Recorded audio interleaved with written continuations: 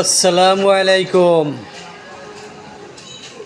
যারা 1971 সালে মুক্তিযোদ্ধা বলে নিজেকে ঘোষণা করেছিল, তারা যদি সত্যিকারের মুক্তিযোদ্ধা হতো তাহলে দেশে ক্ষমতায় এসে এত অর্থ লুটপাট করতো না। তারা কি মুক্তিযোদ্ধা হয়েছিল শুধু দেশের অর্থ লুটপাট করে বিদেশে পাচার করার জন্য? এদেরকে আমি মুক্তিযোদ্ধা বলে স্বীকৃতি দেই না, কেননা কোনো অবৈধ সম্পদ অর্জনকারীকে আর যাই বলা হোক মুক্তিযোদ্ধা বলা যায় না। মুক্তিযোদ্ধার আদর্শ অন্য রকমের আদর্শ। একটা মুক্তিযোদ্ধা তারা দেশ রক্ষা করে নিজের বুক আগলে রেখে। যারা দেশকে ভালোবাসে তারা কখনো দেশের ক্ষতি করে না।